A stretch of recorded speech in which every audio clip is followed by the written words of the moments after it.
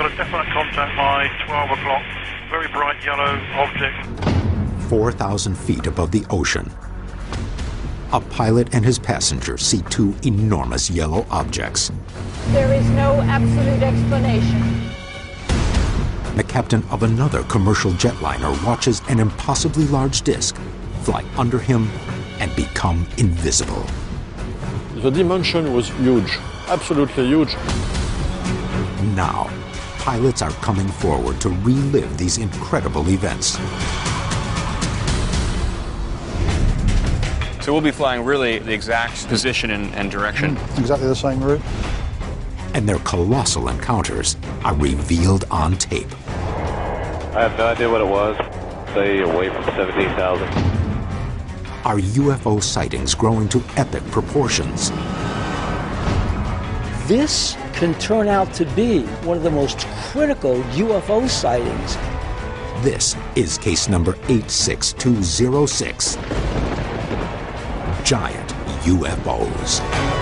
It just flew right over me.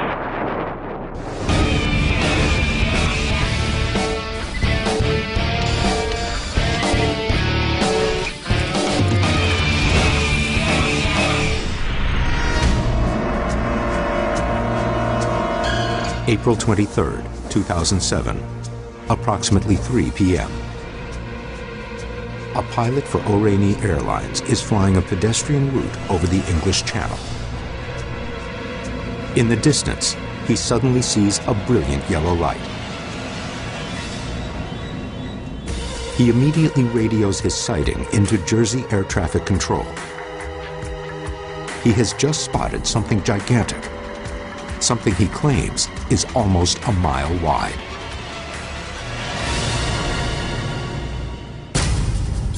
These are actual radio communications between the cockpit and air traffic control. Do you have any traffic by 12 o'clock level? No traffic at all in your 12 o'clock. Roger, I've got an extremely bright yellow-orange object straight ahead. Very flat platform. I'm looking at it through binoculars as we speak. After initially seeing nothing, Jersey Air Traffic Control then confirms the object on radar. They also receive visual confirmation from a second pilot on another airline. Soon after, a second enormous object is sighted by the original pilot. He says it is smaller than the first, but still thousands of feet across. Looking through binoculars as I am now, there's a second one just appeared behind the first one from where I am. Neither the pilot nor his air traffic controller are able to explain what these colossal objects are or where they came from. We're here in the UK, and these are not your everyday sightings. These are not little lights in the sky. What we have are descriptions of huge disc-shaped craft, strange objects that these pilots have never seen before. I'm a pilot myself. I'm really interested to meet these pilots who are actually far more experienced than I am, who have seen something that they believe is a UFO. You've got huge objects that dominate the landscape around them, that overwhelm the planes they're flying, and you've got proximity. Pilots fly closer to these objects and see them closer than any other witness. With these sightings of massive UFOs reported by multiple pilots, the investigation is focusing on these high-caliber witnesses.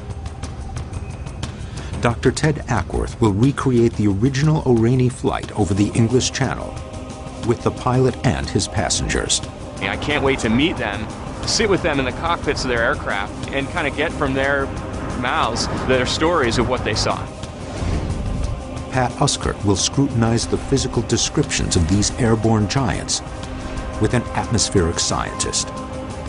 I want to get a complete description of the objects and eliminate atmospheric phenomena, balloons, or anything else that could be in the sky, and make sure that we're talking about legitimate UFOs. And Bill Burns will examine both the eyewitness testimony and the follow-up reports to these incredible incidents. Pilot activity is full of science. It's full of engineering. It's full of routine. You take all that science and you apply it to something so unusual that's never been before, Now you have something you can investigate.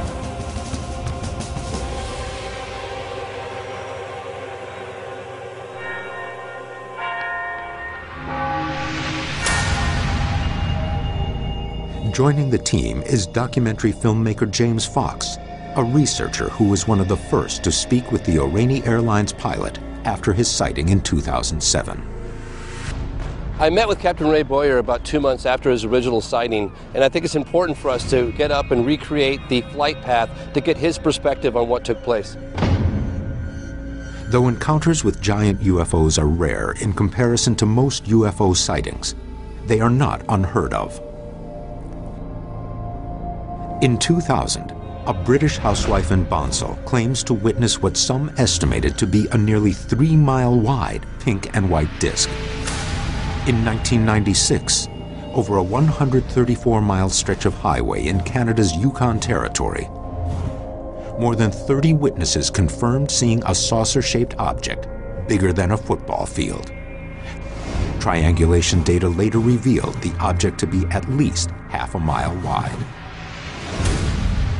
And in 1986, the pilot of a Japanese Airlines flight traveling between Iceland and Anchorage, Alaska, reported 3 objects trailing his 747.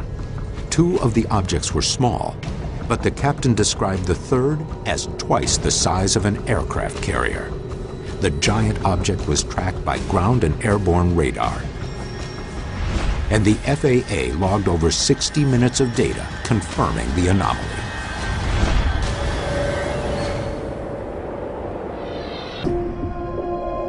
Why do massive UFOs appear to be tracking our commercial aircraft?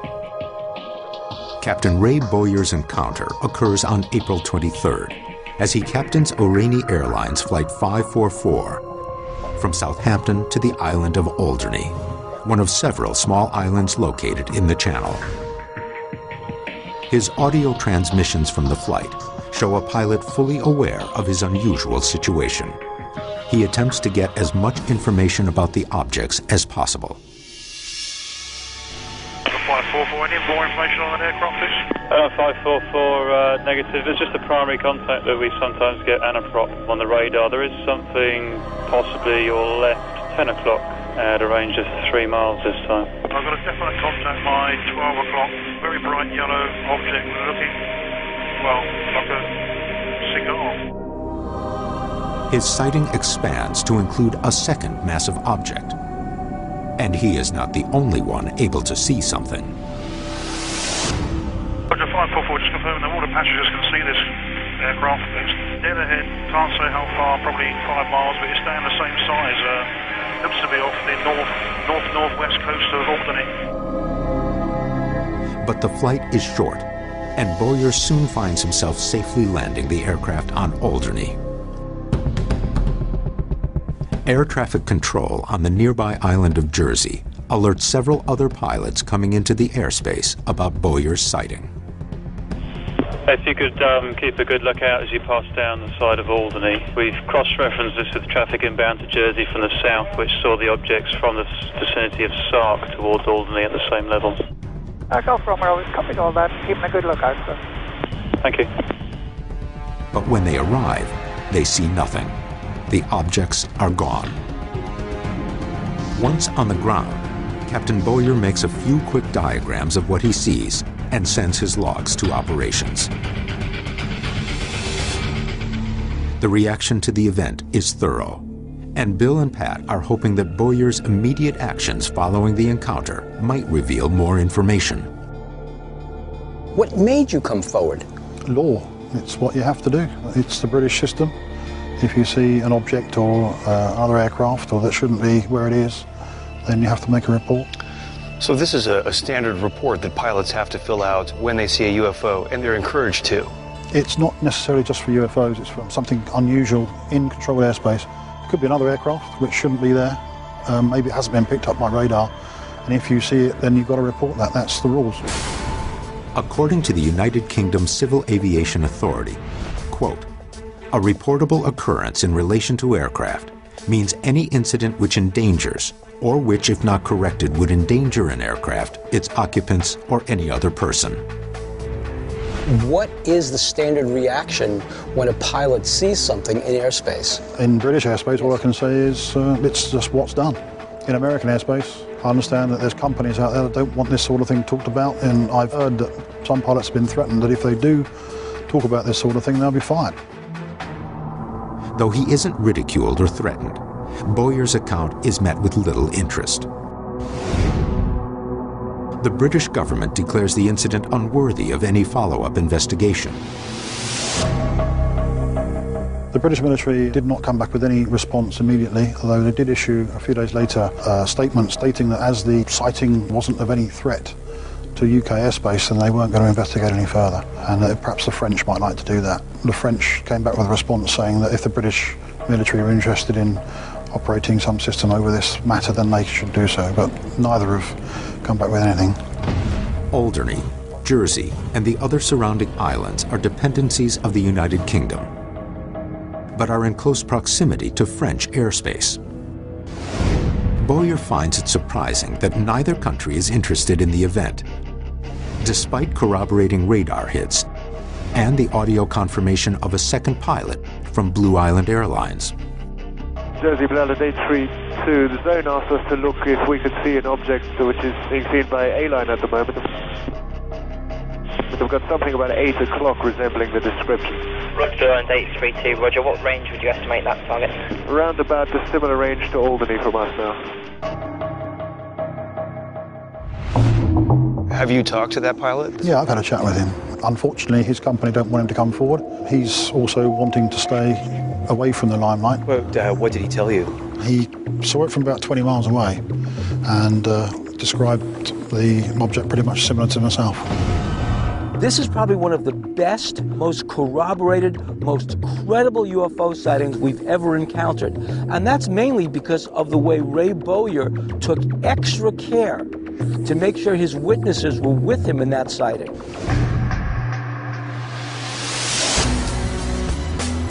The Blue Island pilot remains silent to this day, a key eyewitness, unwilling or unable to discuss what he saw.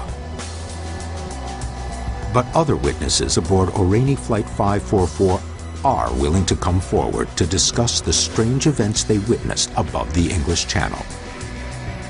They, along with Captain Bowyer, are about to relive the same flight from April 23, 2007. And another sighting shows massive size isn't the only surprising characteristic of these craft. Became transparent and disappeared. Almost like it dematerialized.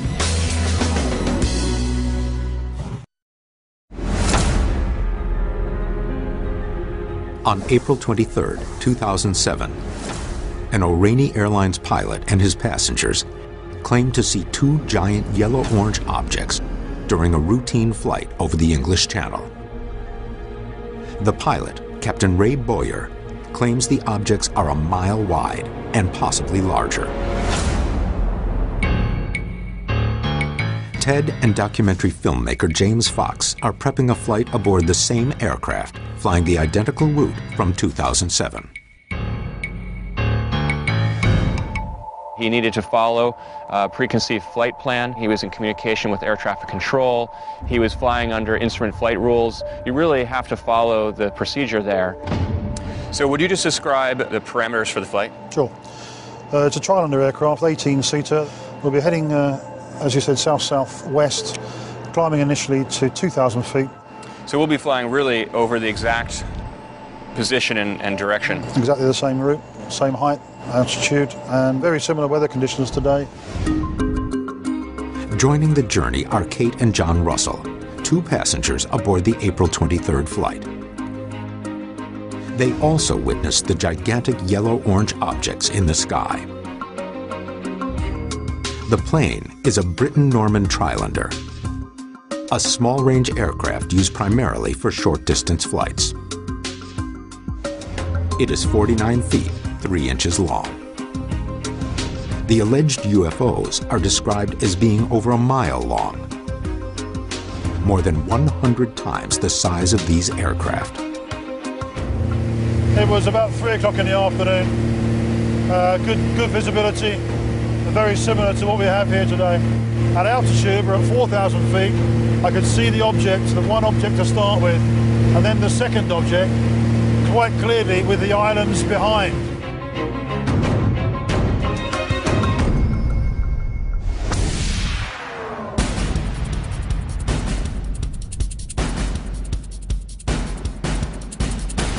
And that was then when I got out the binoculars and had a good look. And I could see this perfect shape of a pointed object, very brilliant yellow, with a dark area, 2/3 from left to right, very clear. It was emitting light quite clearly.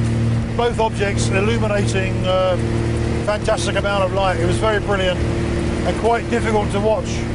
Were you able to see both of them simultaneously? Not initially. Initially just one object. And then on descent, the second one became visual. Roughly how big? Any idea? I'd say at least a mile across.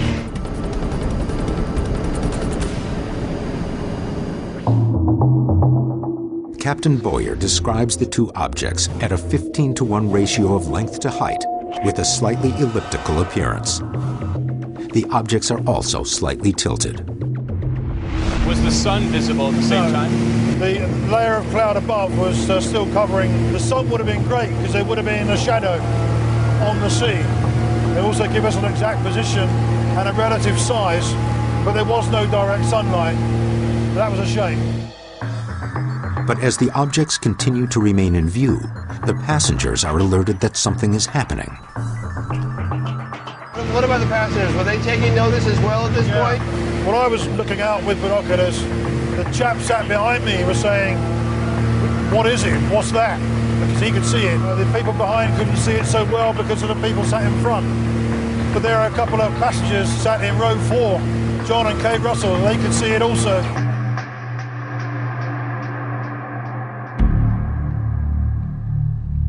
John and Kate Russell are frequent flyers on Aurigny. They make this trip from Southampton to their home on Alderney often. But they've flown with Captain Bowyer on numerous occasions and have never seen him react as he did that day. And Ray started sitting up in his seat and looking out through the windscreen. Well, you know, when a pilot starts moving around, you begin to wonder what's going on. Then he got out his binoculars.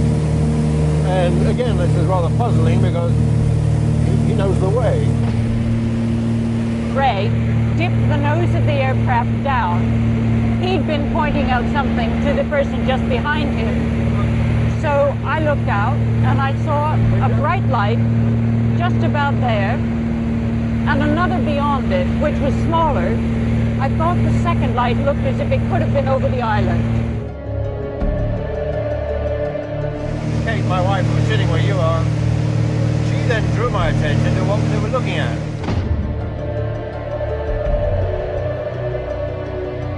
A couple of orange lights down below the aircraft on the right-hand side.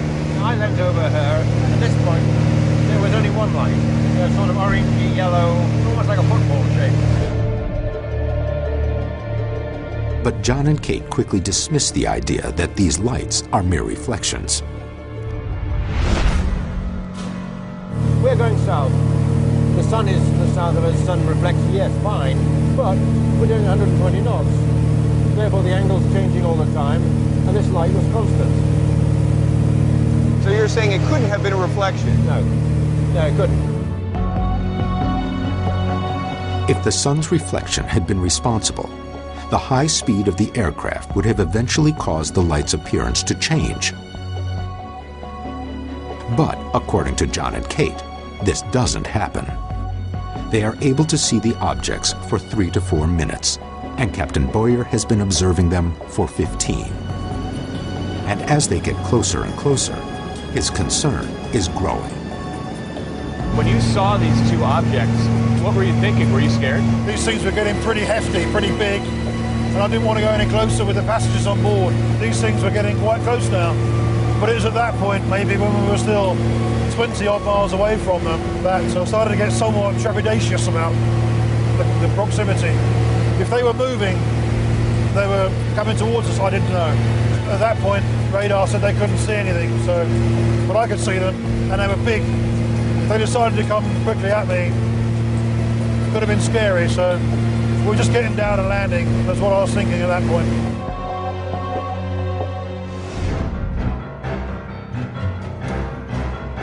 The plane descends quickly, and Captain Bowyer loses sight of the objects. He is able to land safely. Despite the extraordinary circumstances, the passengers give Captain Bowyer the highest marks for his reaction to the situation.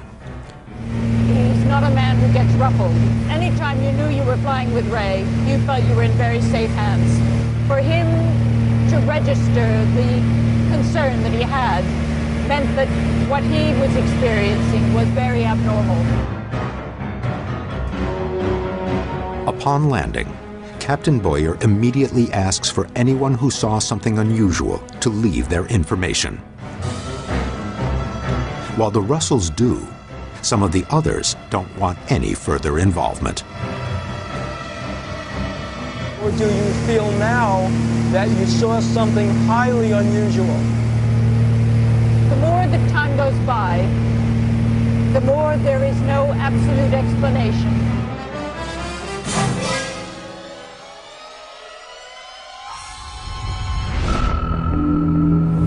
Well, if the strict definition of the words, it was an unidentified flying object, because it certainly wasn't in the sea, therefore it had to be flying, and it was unidentified, and it was an object, so it was a UFO, wasn't it? You've been a pilot for quite a long time before this. Yeah, 20 years on. And how long had you been flying this route? That route at that time, about 8 years. So you knew it like the back of your hand? Yeah, probably 2,000 or 3,000 times, you know. It's extremely difficult trying to explain to people what this is all about. And for me, it was so unusual that there's no precedent. I've seen nothing like it previously. I don't expect I'll see anything like it again.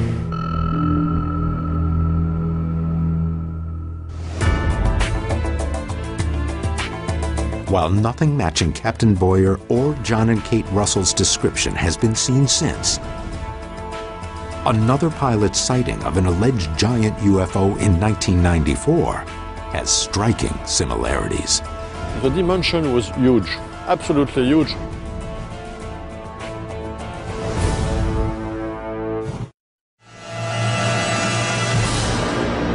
In April 2007, Captain Ray Bowyer and several of his passengers aboard an Aurigny Airlines flight see two objects hovering above the English Channel. The objects are estimated to be at least a mile wide. While sightings of this magnitude are rare, they have happened before. January 28, 1994. On Air France Flight 3532, Captain Jean-Charles Duboc is en route from Nice to London. His plane is near Paris, flying at 39,000 feet. The airspace here is typically crowded, but today it's going to have one more aircraft than usual.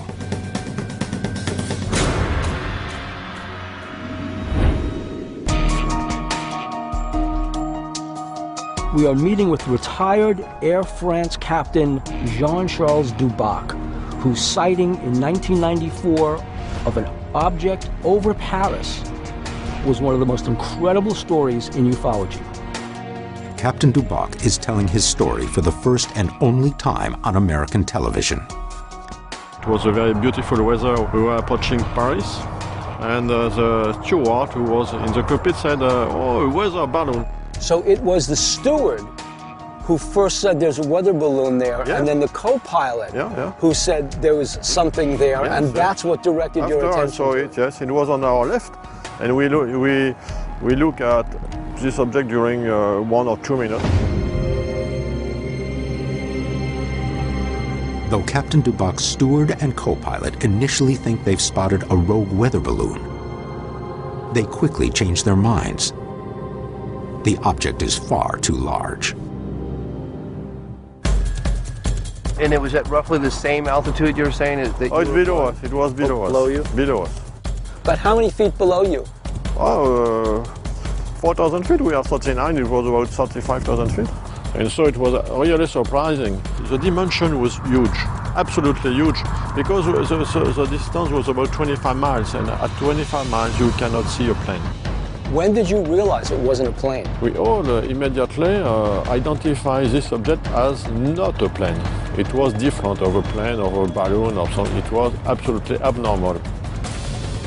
As the object moves towards them, they come to a shocking realization. What they're looking at appears to be a huge flying disc.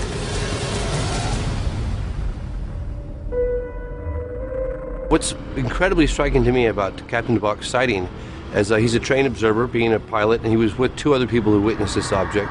And it's apparently about 1,000 feet across, disc-shaped, in broad daylight. And that doesn't sound like a conventional aircraft to me. It was red brown with a red color, very curious. And it was some kind of haze. Captain Dubock describes the red-brown disc as having a strange haze or fuzziness at its edges. And as he watches, he says it appears to be banking at a 45-degree angle. He estimates its size to be between 800 and 1,000 feet, or more than 6 times the size of his own jetliner. But what happens next is even more surprising. So after 1 minute, it became transparent and disappeared. So did it disappear quickly or gradually become transparent? Oh, he became gradually transparent. It's like it dematerialized. When the object seems to disappear, Captain Dubock, his co-pilot, and his steward realize they are dealing with something extraordinary. Two of the most striking details to me are the huge size of that object. It wasn't the size of a plane, it was much larger. And then when the object seemed to dematerialize before his very eyes. What was the conversation in the cockpit of the plane about this? Yes, it was, what was this thing?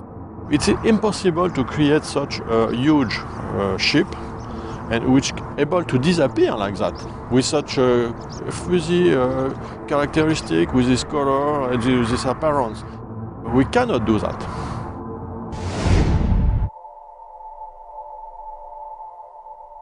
Captain Dubock radios in his sighting immediately to REM's air traffic control in northern France. They confirm his sighting with radar from CODA, the Operational Center of Air Defense. Their radar registers a nearly 1-minute hit, which crosses the path of Captain Dubock's Air France flight and then disappears. Despite the surprising detail, Captain Dubock remains silent for 3 years after his sighting. Neither his co-pilot nor his steward make a report. But in 1997, he finally comes forward with his story.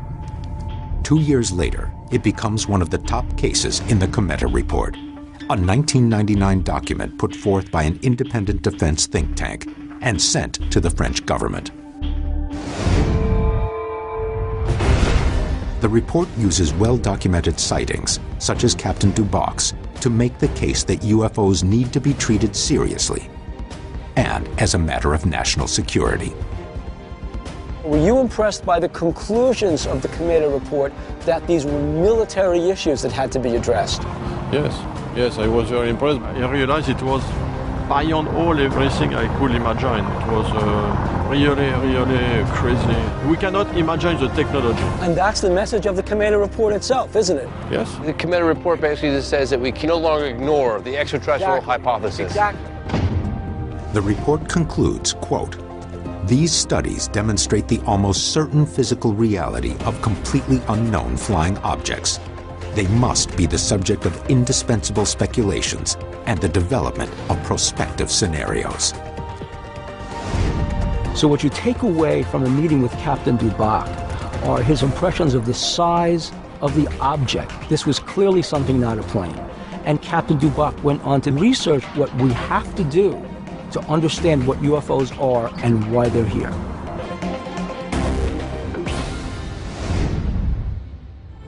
What are these giant objects being seen by pilots?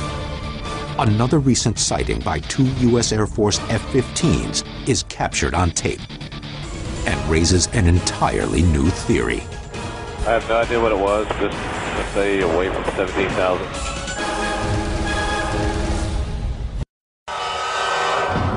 Two pilots claim to have recent encounters with colossal-sized UFOs. Both accounts come from highly experienced pilots. Both are corroborated by radar and other witnesses. But now, a third sighting raises a new theory. Could these alleged giant UFOs be deploying smaller objects? The team heads to the Museum of Science and Industry in Manchester. We're meeting with British UFO researcher Philip Mansell to talk to him about a case that he's been investigating involving F-15s that were scrambled to check out a UFO. January 12, 2007. Just 3 months before Captain Boyer's sighting of two gigantic objects, two U.S. Air Force F-15s out of the Royal Air Force Base at Lakenheath are asked to intercept a target picked up on radar. But this object isn't a giant. Its size is on the complete opposite end of the spectrum. These are the actual in-flight audio transmissions.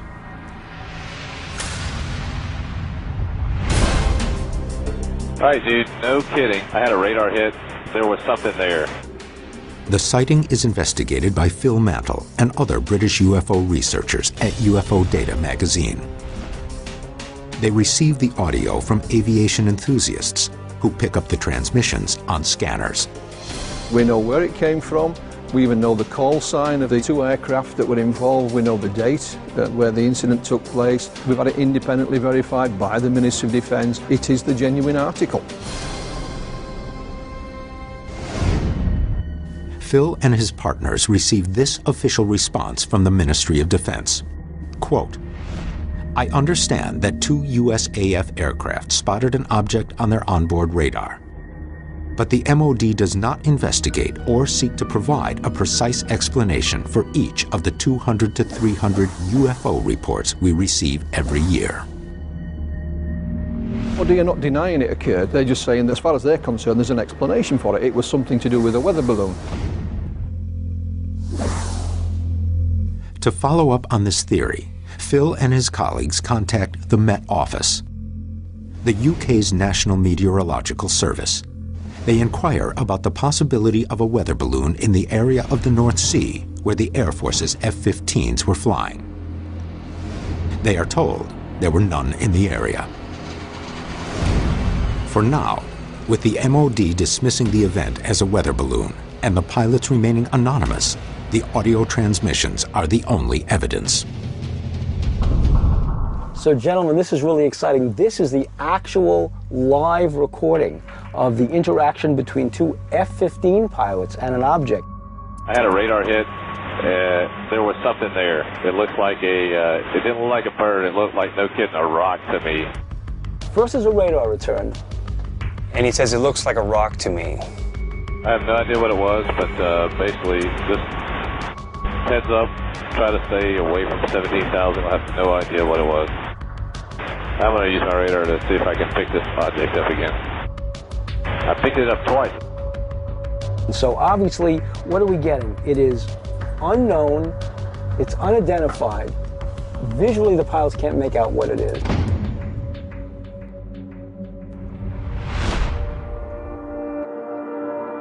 Most close sightings of UFOs described objects at least the size of common man-made aircraft. And the objects seen recently by pilots have been enormous. But this object is incredibly small, described as a rock. Yet, according to the pilot's descriptions, it seems to be under intelligent control. It just flew right over me. Confirm the object appears stationary. But it went from 17 the first time I saw it to 17.7, so it's not falling. The object now appears to be inexplicably rising. So not only is it an object they can't identify, it's an object, Phil, it's doing maneuvers, it sounds like, and they can't identify what the maneuvers are. Exactly. But what's really amazing is how calm these pilots are. They're not excited, they're just saying what they're seeing. I want to try to look at it, and Follow in behind me if you can. I've got it at 17,000 feet, 8 miles off my nose, 2.5 miles off my nose right now, 17,000 feet. I have visual now. I'm going to fly underneath you.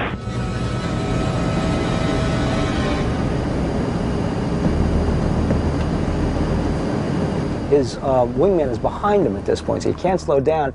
He's dropping down 2,000 feet to get under it.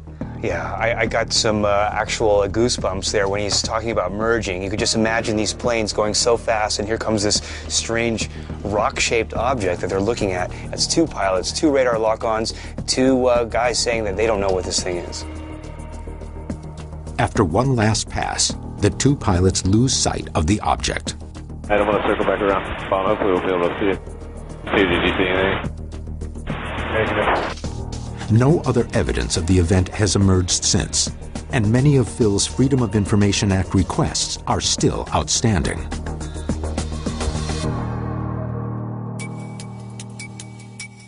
Interesting to see how the MOD has shrugged this thing off, saying, well, we don't investigate UFOs that don't constitute a threat. Guess what? Here's an object over secure airspace. This tape can turn out to be one of the most critical UFO sightings in all of British ufology. And the F-15 account has striking similarities to another important pilot encounter. In the 1986 Japanese airline sighting, the pilot referred to two smaller objects that accompanied a third gigantic UFO. He referred to the largest object as a, quote, mothership, and theorized that the two smaller objects were ships sent from it, in the same way that aircraft carriers are used by the military. Could it be that smaller UFOs, like the one witnessed by the F-15 pilots, are coming from larger ships, such as those seen by Ray Bowyer and Jean-Charles Duboc? With these new types of sightings come theories on both sides of the UFO debate. Could bizarre weather phenomena be responsible? Or does the evidence suggest something else? For two pilots to see a mirage or a reflection of the same image is very unlikely.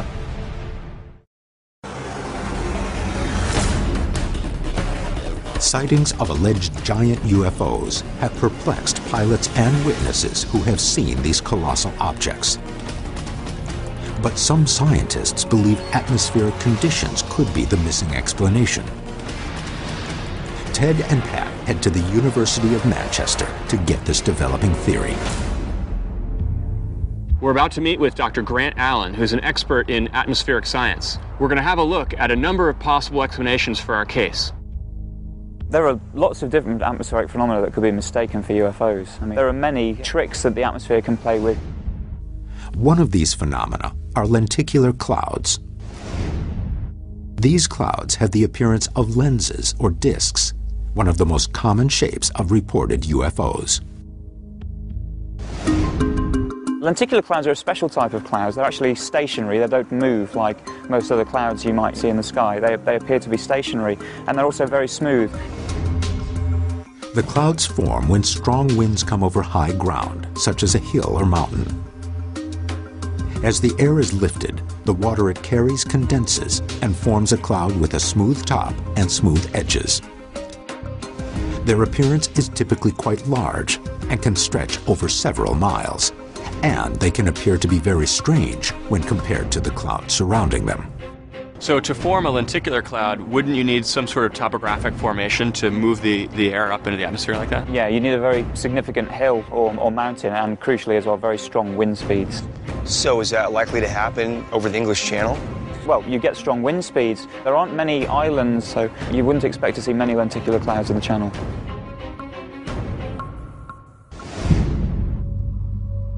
Not only is the English Channel an unlikely location for these types of clouds, they are also almost exclusively found at high altitudes of 20 to 40,000 feet.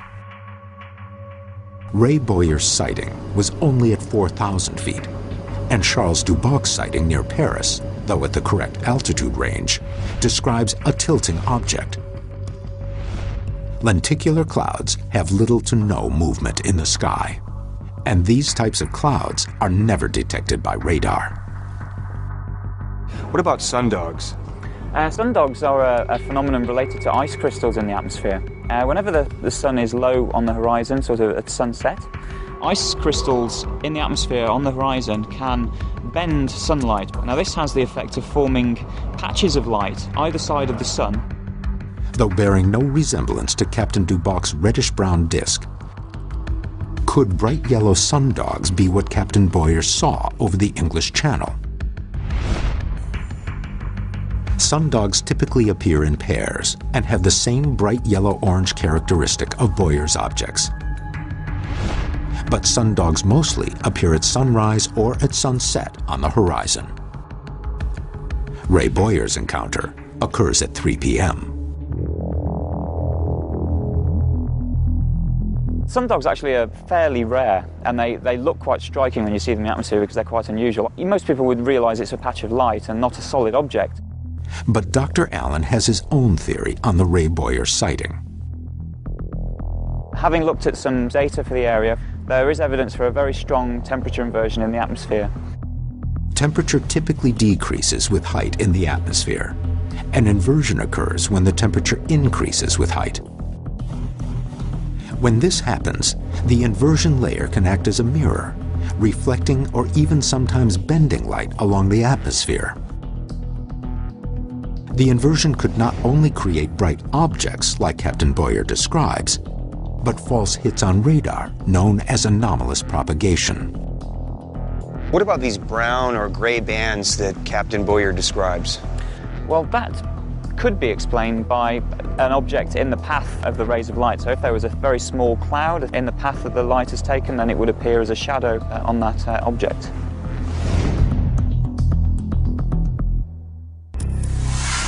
But the idea of a temperature inversion may be put to rest by a recently issued analysis from several atmospheric researchers who published a thorough report on Captain Bowyer's sighting in 2008. According to the research into the event, quote, the triangulated apparent location of UAP number 1 near Alderney was intersected by the reciprocal sightline from Captain Patterson to an unusual yellow object at a similar height in a similar location. What this means is that if Captain Bowyer was seeing a reflection or other optical illusion from his sightline, it would be highly unlikely for the second pilot to see the same reflection illusion in the exact same place.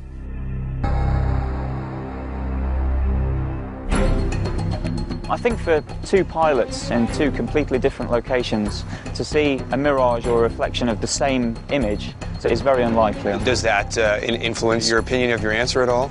I think this is the most likely of a list of unlikely explanations. Science continues to struggle with answers for the objects that these pilots are seeing. And witnesses remain resolved. These giant objects are not illusions. People say they can't believe in UFOs, but here I don't think it's a matter of belief anymore. I mean, we've investigated the cases, we have audio evidence, we've talked to the pilots, we've got corroborating witnesses. It seems like regardless of what people believe, pilots are seeing UFOs. If you think about these cases, the amount of air traffic is only increasing. I can only think over the course of the coming years, we're going to see more and more of these kinds of reports. I think the reports will only proliferate. And we have a lot now, we're going to have even more in the future.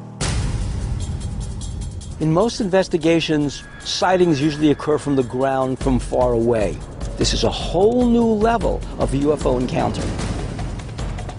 As sightings of UFOs continue to increase, are they getting closer and larger? Or are we finally getting the best glimpses of what's been in our skies all along?